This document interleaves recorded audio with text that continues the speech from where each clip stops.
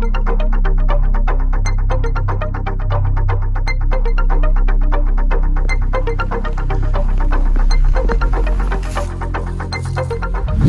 guys, what's up? Justin Van Ferrari here, Waypoint Outdoor Adventures. The quick update, so much for kind of getting into camp and just chilling, relaxing.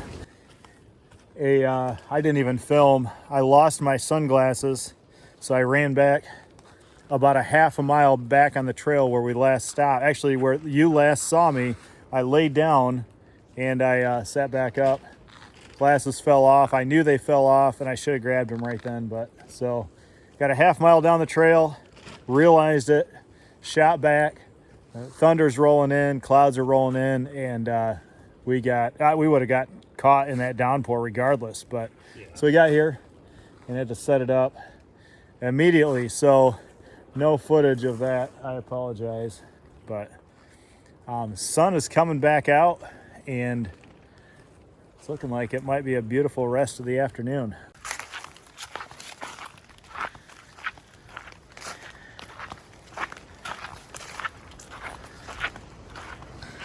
Look at that. You can see the kind of tail end of the storm. We got everything set up just in time for the sun to come out. But man, look at this. Back to blue skies. So this is Feldtmann Lake. We're at the Feldtmann Lake Campground. And we made officially, I think it's like 8.7 miles on our trip first day. I did 9.7. Plus we did the little jet out to the campground to see the moose first thing when we got here. So we did over 10 miles, right at 10 miles maybe. So man, absolutely beautiful. All right, so I'm gonna go out, I'm gonna try some fishing. I actually, before I can use my raft, I need to make a few repairs to it. It's a pretty lightweight, pretty chintzy. It's not really gonna withstand like intense rafting or anything, but it's enough to get me out on the lake. But I want to let the sun come out, dry some things up, and so I'll just fish from shore for a little bit.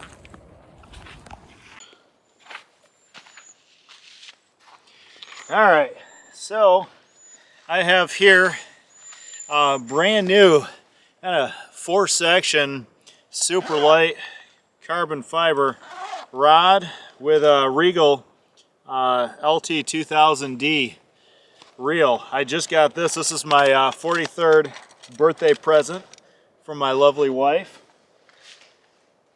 but she didn't pick it out all by herself. So, but that's all right. It's a thought that counts, right? Actually, I bought it for myself and said this is my birthday present.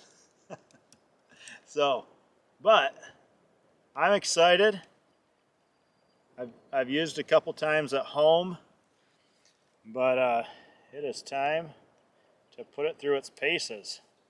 I feel like it's just takes a little more time to just put together than a telescoping rod.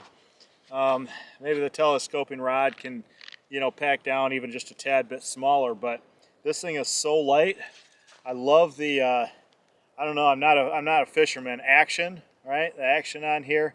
I caught a couple bass earlier last weekend with my pack raft out on a lake. I caught a pike, northern pike, and a few other fish with it already. So this is, I've only used garage sale fishing rods and reels up until now. I've never had like a reel, like a nice one for myself, and so this is my first nice one. And look at that. All right, so here we go. Let's check that out. This thing, I can't tell you how super lightweight it is, and so it's coming with me. The extra 7 pounds of fishing gear in my pack on a 70-mile hike we'll see if it's worth it. Some of you who are like into calorie counting, let me know. Extra 7 pounds over 70 miles. How many fish would I need to catch in order to for this to actually pay for itself in terms of calorie to weight ratio? All right, see if you can figure that out, because I have no clue how we'd start. What kind of a amateur photographer are you? Anyway, does that look good?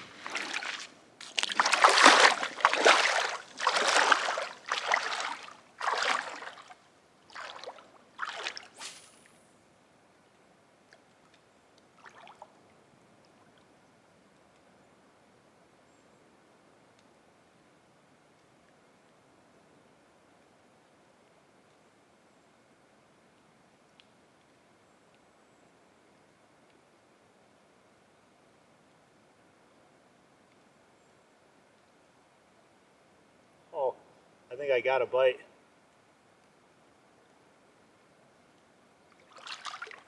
Or I'm snagging on some grass or something.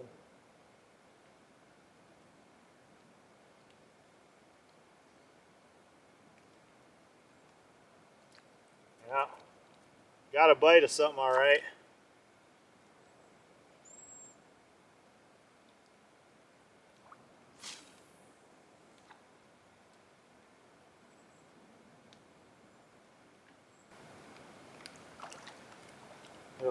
Let them swallow it a little bit. I don't know if it's little. I can't tell. It hasn't really grabbed a hold of it yet.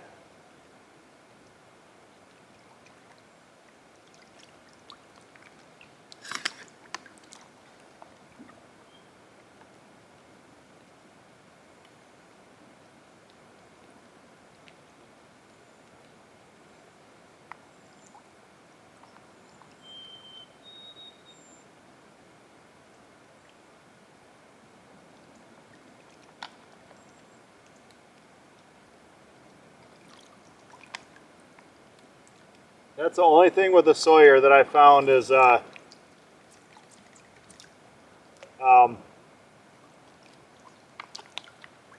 it's just tough to get the water in there. Yeah, if it's running water, it's really easy. Yeah. Well, this is the one that came with it. Yeah. I'm just doing this to do a little extra water when I'm ready. But I bought this platypus one, like bigger bladder. Yeah. Yeah, like this one is literally a pain in the butt. Oh, leeches.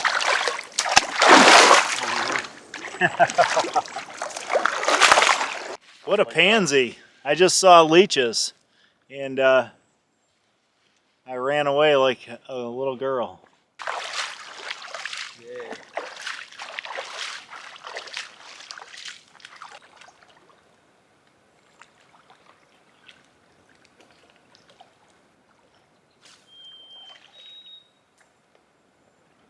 At least it's a bass.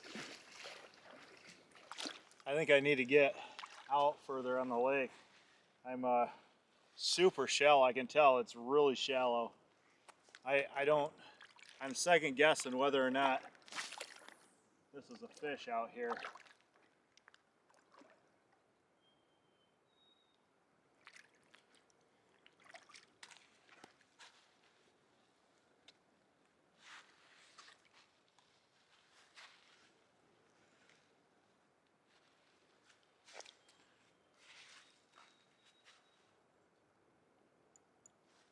Another stick.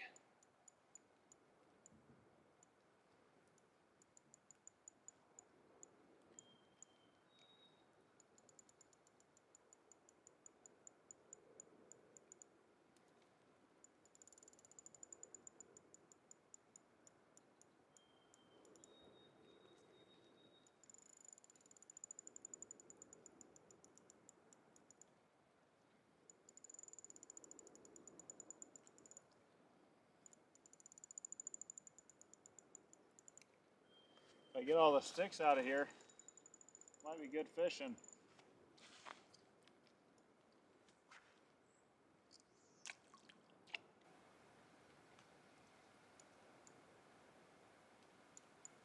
Man.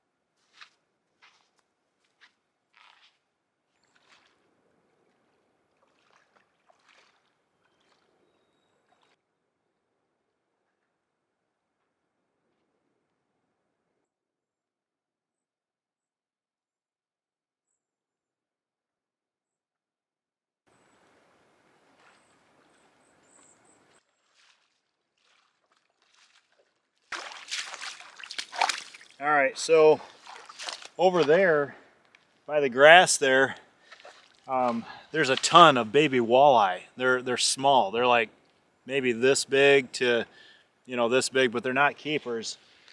And they follow. They're just following the jig right in, and I've kind of almost caught a couple. All right, so a little bit different scenery here. Don't you hate it when you're talking in the very middle of something and your battery dies?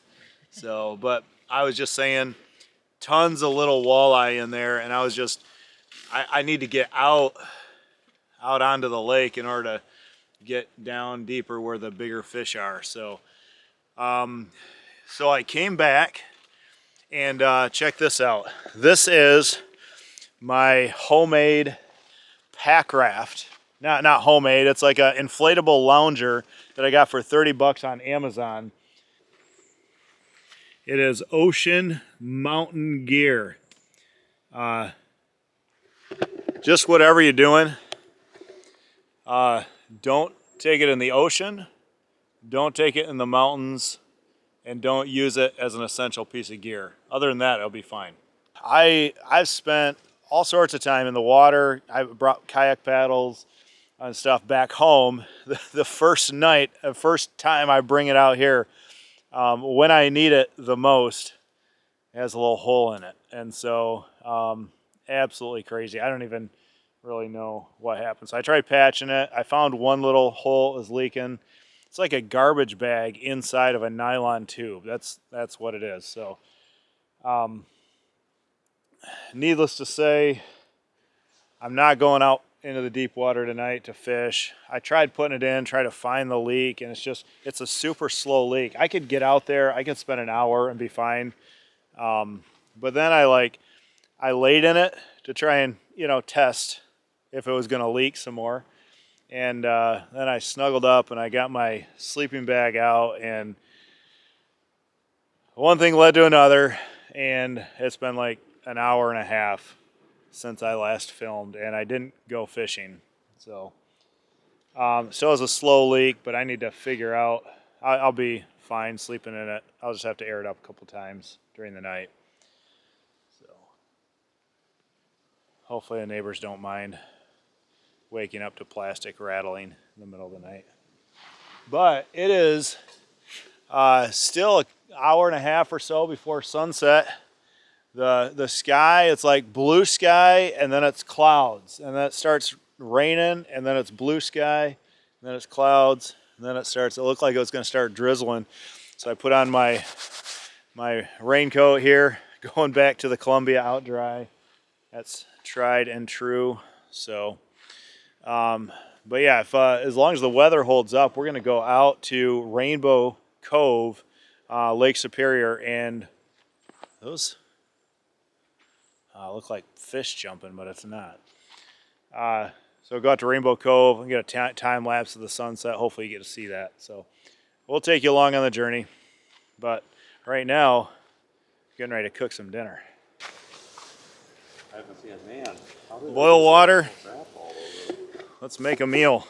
I'm going for the chicken gumbo. I'm doing the chicken gumbo first night because all the reviews said it's horrible. So get the bad one out of the way. But I don't know, it smells and looks pretty good. So let's stand 5 minutes and stir. That smells really good. We'll see. Sometimes smell can be deceiving.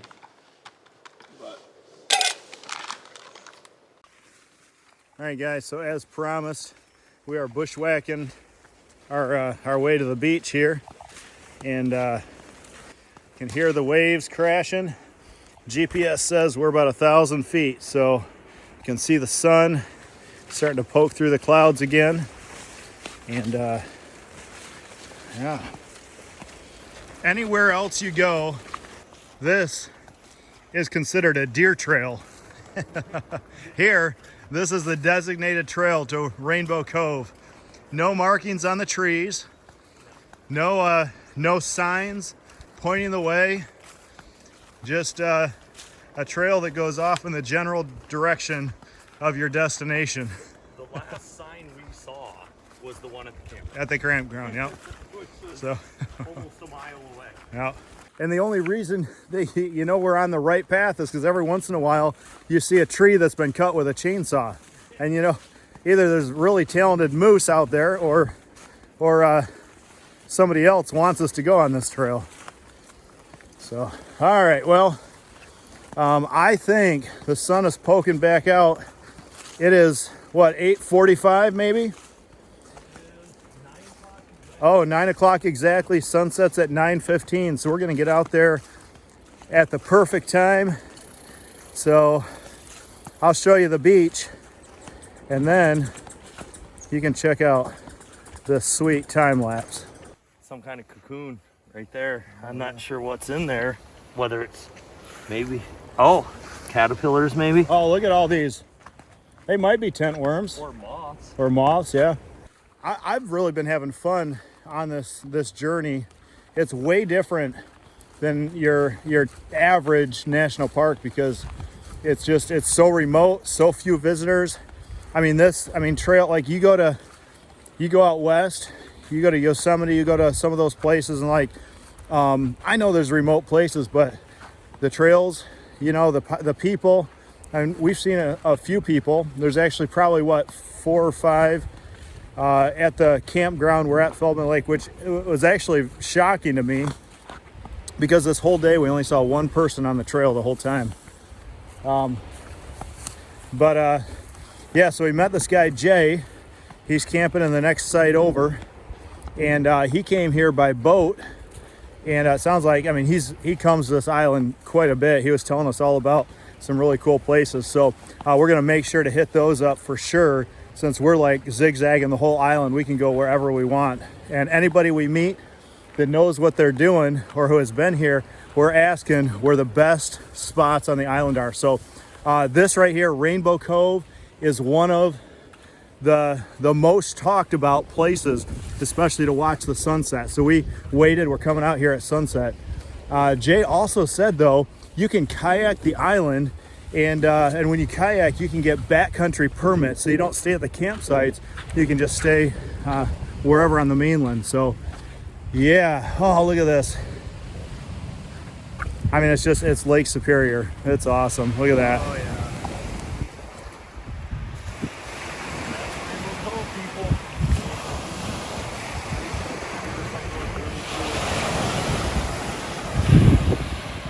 All right, Josh, tell me something about this beach. Tell me something about these rocks. So believe it or not, there was igneous activity. So igneous activity, right, is like when you have magma or lava that pushes to the surface. So there was plate activity up in this area. So all this, where you get a lot of this, is from, this is actually a lot of igneous rock from lava flows that over the years have been worn down into these beaches. That's where you get a lot of these different looking pebbles. When the lava flowed out, it actually had a lot of other rocks and stuff mixed in it. So when you're in the Keweenaw or up here on Isle Royale, you'll find a lot of that bedrock will almost look like a conglomerate, which means it looks like a rock with a whole bunch of little rocks within it. And that's where a lot of like these different rocks that you find all mixed in, because these were all mixed in with the lava, and then as the lava's weathered down, that's what makes this. It's pretty cool. That is awesome. And everything is so soft. Like, ask Justin. It is, yeah. Walk on it, man. It's not jagged. Yep. It's soft.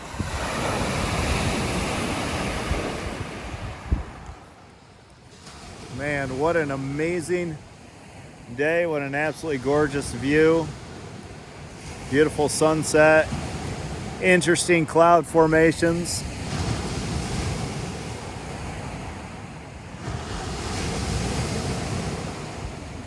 Half moon up in the sky.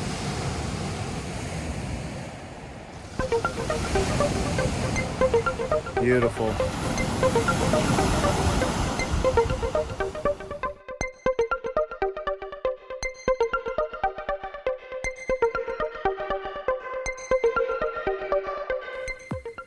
All right, that was pretty awesome.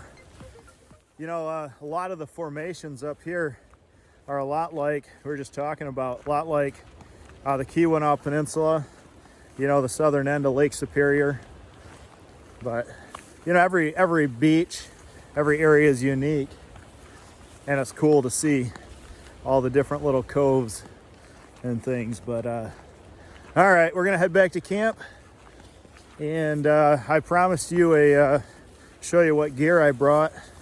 I'll have to do that in the morning because our plans were interrupted for a bit. So I might, I don't know, we'll see how I'm feeling. I might try and get out. If it's warm in the morning, I'll try and get out on the water. Otherwise, I'm not going to, because my little raft, my butt gets soaking wet because it's like just a mesh netting. So yeah, if it's chilly, I won't be out on the lake. I think there's some good fishing. There's definitely walleye in there. That's why I started telling you, like, all these little walleye were biting, and I was like, I got to get out in order to get the bigger ones. They're just going to drive me crazy. So, yeah, anyways, I think there's good fishing right here at Feldtmann Lake. But unfortunately, weather didn't cooperate, and I didn't get a chance to really do what I wanted to do. So we'll see. We'll see what tomorrow brings. But we'll get back to camp, and we'll see you soon. In the morning. Hopefully tomorrow will be the Sisquit.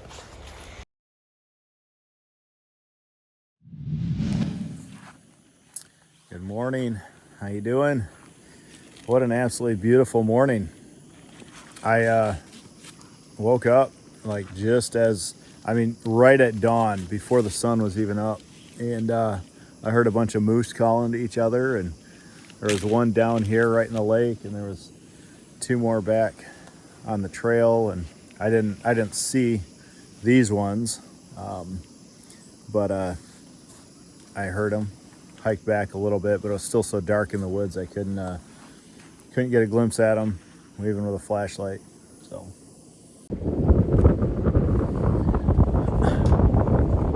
wow,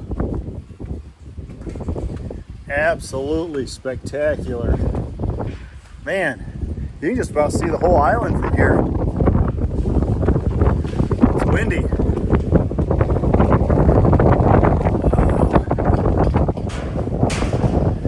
My wife would love this. She loves heights. She does or doesn't? No, she does not like it. I'm a little, notice I'm going to stay. Josh, why are you so far back from the edge? It's better view, closer to the fence. I like it back here. I like against the, against. I haven't heard a moose, like a close one. This is prime moose territory right here. Oh. There we go. That's a great shot right there.